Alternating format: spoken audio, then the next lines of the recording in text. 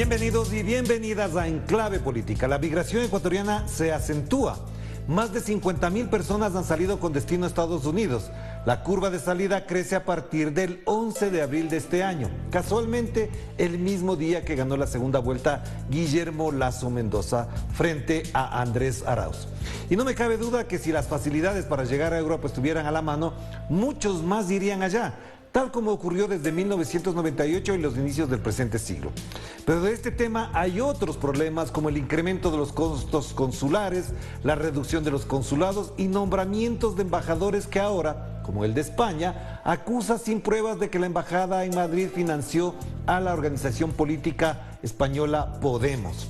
De todo esto queremos conversar con la asambleísta alterna por Europa de la Revolución Ciudadana, Margarita Guerrero, que la tenemos aquí. ¿Qué tal, Margarita? Qué gusto tenerte aquí. ¿Cómo estás?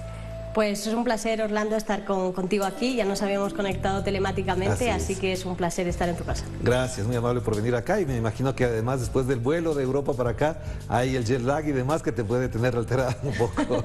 Pero bueno, aquí Todavía estamos. se ve mi cara, pero bueno, estamos muy contentas de estar aquí. Para mí es mi casa, así que volver siempre me alegra mucho. Claro que sí.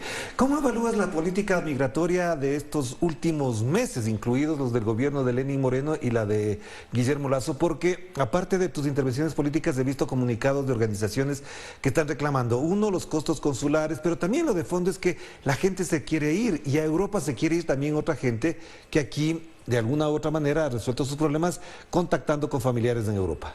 Bueno, básicamente lo que vemos es una continuidad entre el gobierno de Lenín Moreno y de Guillermo Lasso, entre otras cosas porque ya lo veníamos insistiendo, las políticas que aplicaban eran las mismas.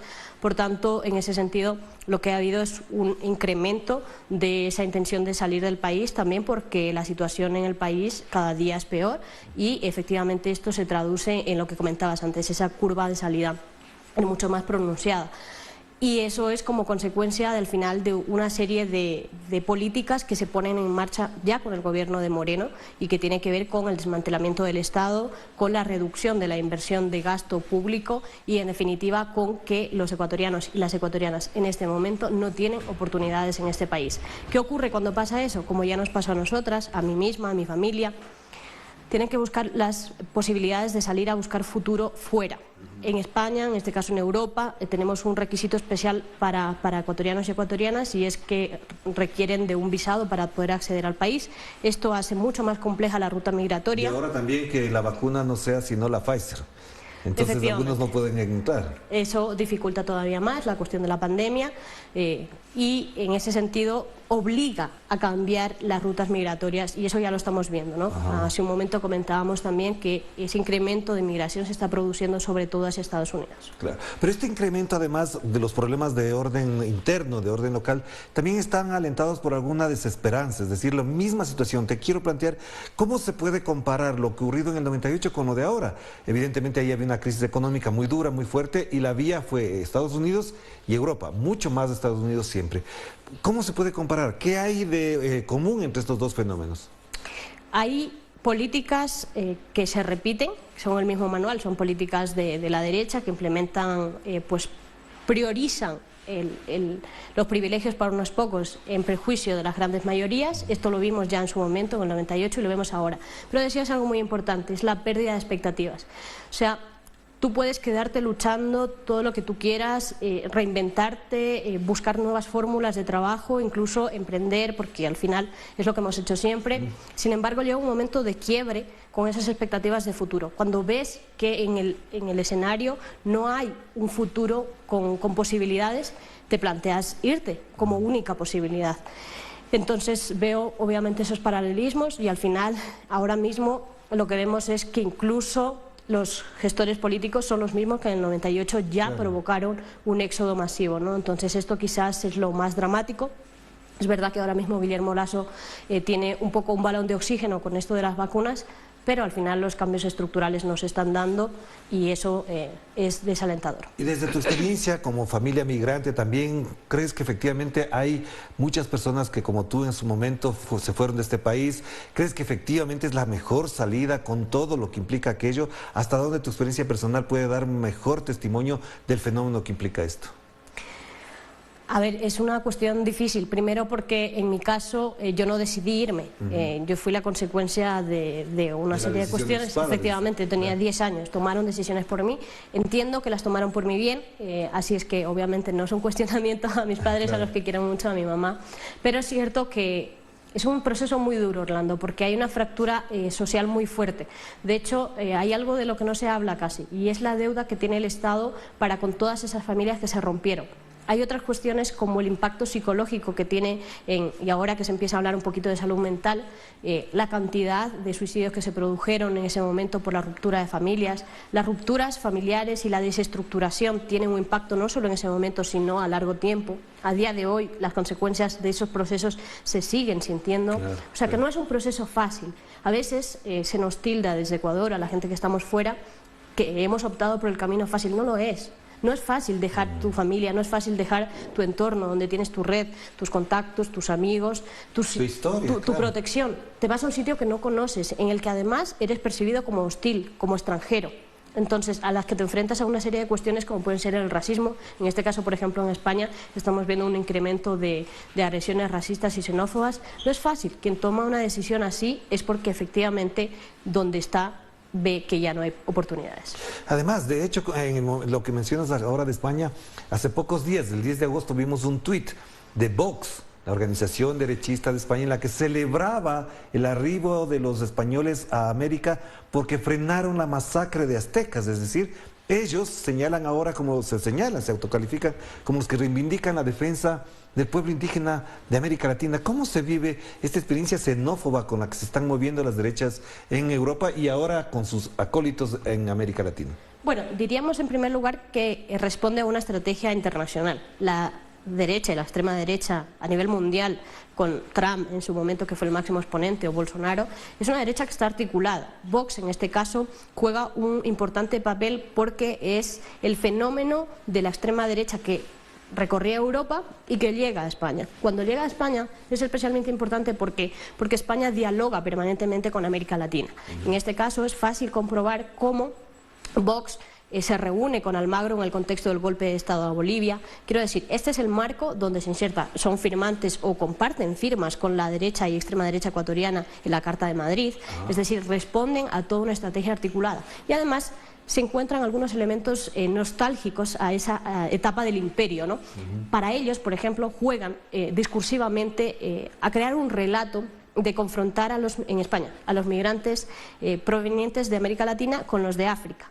Claro. Intentan hacer ver que los latinoamericanos somos parte de esa misma iberoesfera, ¿no? Entonces, quiero decir, hay que estudiar bastante bien qué elementos están utilizando para seducir también a nuestros migrantes en el extranjero, y esto es altamente peligroso porque al final lo que usan es un discurso que intenta enfrentar al último con el penúltimo, al migrante que viene de África subsahariana, que no tiene absolutamente nada, con el migrante que vino un poquito antes de América Latina y que su condición es un poquito mejor. Claro. Y en esta lógica, ¿cuál es la reacción, cuál es la respuesta de la migración latinoamericana o ecuatoriana frente a eso? ¿Cuáles son los postulados? ¿Desde qué órbita incluso están pensando la respuesta a aquello? Que evidentemente es una reacción, pero en la práctica también conlleva una serie de postulados de orden ideológico, histórico, cultural y de identidad latinoamericana. Yo creo que esto también pone sobre la mesa la necesidad urgente de la construcción de los migrantes en Europa, en concreto en España, que es de lo que mejor conocemos, como la conformación de un sujeto político con un carácter antirracista que sea capaz de hacer frente a ese discurso. Mira, te voy a comentar el caso de Yalil, un migrante marroquí en este caso, que fue asesinado a tiros en Murcia hace poco tiempo. Una semana después fue acuchillada una compatriota ecuatoriana mientras esperaba en la cola de una ONG para recibir comida. Quiero decir, hay que intentar romper lo que antes te decía, ese intento de enfrentamiento de los migrantes que vienen de un sitio con los inmigrantes que vienen de otro sitio, porque al final, a vista de la extrema derecha, somos inmigrantes todos. Claro.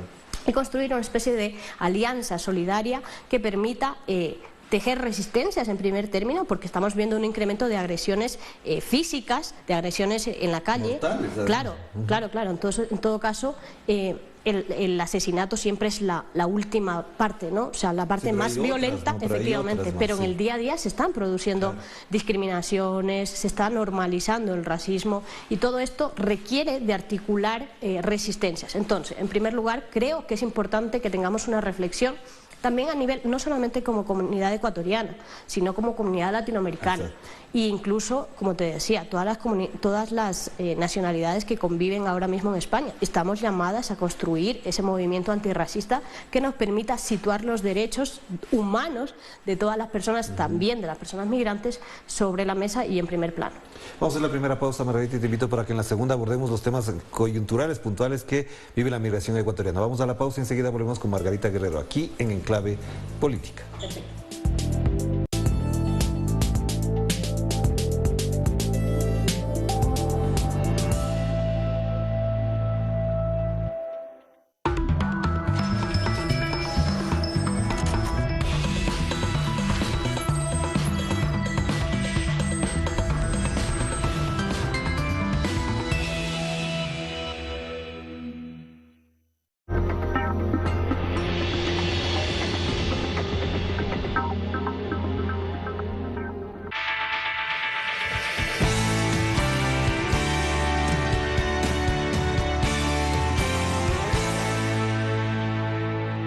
Bienvenidos a Cruce de Palabras por Telesur. Soy Luis Hernández Navarro y hoy nos acompaña en el estudio el doctor John Ackerman. John es doctor en ciencia política, doctor en derecho y dirige en la UNAM el programa de estudios para la democracia. Es autor de una cantidad de libros que mejor no se los menciono, se nos termina el tiempo, y vamos a conversar con él sobre un tema interesantísimo, la primera experiencia de democracia participativa en México, realizada el pasado 1 de agosto. John, muchísimas gracias por estar aquí con nosotros en este cruce de palabras. Un honor, querido Luis, como siempre, estar aquí contigo, dialogar contigo, un verdadero privilegio. Un diálogo permanente, ¿verdad?, sí, que tenemos aquí. Cuéntanos, el pasado 1 de agosto hubo una consulta popular, ¿no?, que tiene una historia detrás. El presidente de la República propone que hay que juzgar a los expresidentes del periodo neoliberal. El tribunal, la Suprema Corte, dice que esto no puede ser, no se puede consultar de esta manera, y formula una pregunta que es un galimatías que tú nos explicarás en qué consiste, y se realiza este ejercicio en el que participan 6.600.000 personas, y sin embargo se necesitaba el 40% del padrón electoral, unas 37, 38 millones, para que fuera vinculante. ¿Cómo explicarnos esta historia? ¿De dónde arranca y cuál es su importancia, según tú? Bueno, viene de la exigencia del pueblo mexicano de justicia, de rendición de cuentas. Vivimos un proceso de agresión constante en contra de la población de parte de los gobiernos neoliberales del PRI, del PAN, el Pacto por México, una agresión, una guerra consistente, violenta, en contra de los más vulnerables, los más pobres, los trabajadores, los campesinos, los jóvenes, los de la tercera edad. Lo decía recientemente en una entrevista con Alejandro Solalinde, amigo, colega, activista, decía que pues ya nos habíamos convertido casi en una cárcel, ¿no? México, ¿no? Encerrados en nuestra propia casa por muchos factores internacionales y locales. Entonces, llega un nuevo gobierno en 2018, mucha esperanza, empuje y trabajo democrático a favor de un cambio de régimen. Pero pues, la población en general pues, no quiere quedarse solamente con lo del futuro, el cambio del futuro, sino que, y no por resentimiento, ni por un ajuste de cuentas, sino simplemente dar esa lección de que la impunidad no se vale, ¿no? Que necesitamos pues tener alguna reflexión de rendición de cuentas histórica que nos permite avanzar, no necesariamente que pues terminen en la cárcel esos presidentes, porque podría ser, pero por lo menos un proceso catártico, ¿no? Nacional, social, que pues cualquier trauma, ¿no? Que uno vive, si simplemente lo pones atrás, pues te sigue afectando, ¿no? Si no das esta corte de antes y después. Entonces esta exigencia acompaña al observador. El voto por él es un voto por el futuro, por la esperanza, pero también es un voto en contra del pasado. El presidente, por una u otra razón, dice que él no quiere participar en esta exigencia personal en contra de los expresidentes, ¿no? No quiere ser como los regímenes anteriores, los presidentes anteriores que utilizan política y mediáticamente el ajuste de cuentas para dar la imagen de que hay algo nuevo. Él quiere hacer cosas nuevas, pero sin esa venganza. Lo dice muy claramente, no olvidemos, pero sí perdonemos, ¿no? Perdón, sí, olvido, no. La sociedad pues no está totalmente de acuerdo con este procedimiento, se le entiende en su contexto político, se le puede justificar de una u otra manera, pero no satisface a la sociedad en general. Entonces existe esta exigencia hacia el observador, hacia los políticos de la sociedad en este nuevo momento.